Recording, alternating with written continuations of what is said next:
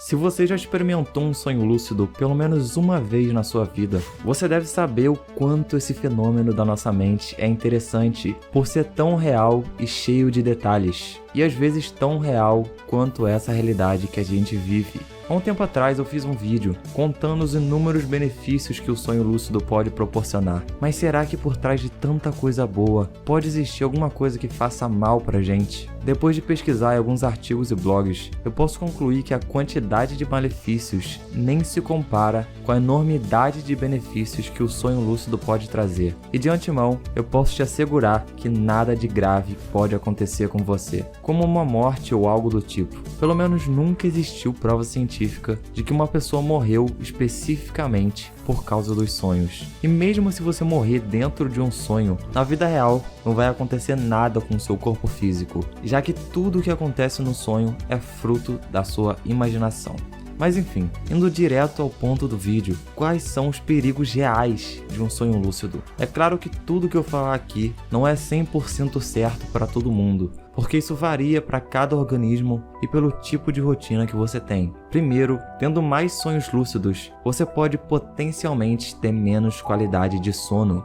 Isso acontece porque o sono REM, onde justamente acontece o sonho, é a fase mais leve de todas. E geralmente, quando uma pessoa aplica técnicas de sonho lúcido todos os dias, é mais provável que ela fique acordando no meio da noite para tentar entrar no sono REM. E essa ação é que pode diminuir o tempo de sono mais profundo, que é onde nosso corpo e mente realmente descansam. Mas na minha experiência pessoal, mesmo acordando no meio da noite para fazer técnicas como a Wild, a Field, a Siled e muitas outras, eu sinto que eu não prejudico a minha noite de sono, a não ser que eu durma pouco naquela noite. Geralmente uma noite de sono de 7 a 8 horas é o ideal para mim. Se você quiser aplicar toda noite uma técnica para tentar ter um sonho lúcido, eu sugiro dividir elas assim. Em um dia, você faz uma técnica que não vai interromper o seu sonho, como a indução mnemônica de sonhos lúcidos ou também o método do Castaneda modificado. E no outro dia, você aplica outra técnica em que você acorda no meio da noite ou depois de ter dormido cerca de 6 horas, como é o caso da Wild.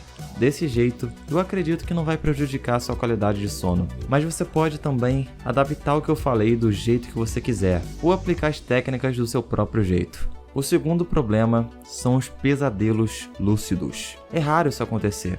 Porém, existem pesadelos em que você sabe que você está sonhando, mas mesmo assim não consegue controlar o cenário e também não consegue sair daquela situação. Apesar disso ser um pouco desconfortável e assustador, alguma hora aquele sonho vai terminar. Você vai perceber que nada daquilo foi real, assim como é a paralisia do sono. Mas na maioria das vezes, no sonho lúcido é mais fácil reverter um pesadelo em um sonho normal, justamente por você estar mais consciente da situação. O terceiro e último perigo são os transtornos mentais. Isso porque existem algumas condições que podem fazer com que as pessoas tenham certa dificuldade em diferenciar a realidade de sonhos ou alucinações. E como o sonho lúcido é um lugar muito vívido e parecido com a realidade, algumas pessoas com esquizofrenia, por exemplo, vão ter mais dificuldade em saber distinguir uma coisa da outra, podendo até aumentar a gravidade do transtorno por causa dessa dissociação. Mas enfim,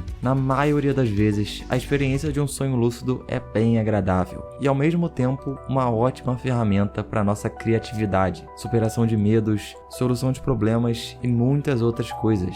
É claro que você deve sempre praticar com bastante consciência e cautela, e respeitando os limites do seu corpo e da sua mente. Se você está afim de aprender todas as técnicas de sonho lúcido, eu te recomendo uma playlist aqui do canal que é focada só nisso. E eu vou deixar no card aqui em cima para quem quiser assistir. Então esse foi o vídeo para responder uma rápida pergunta.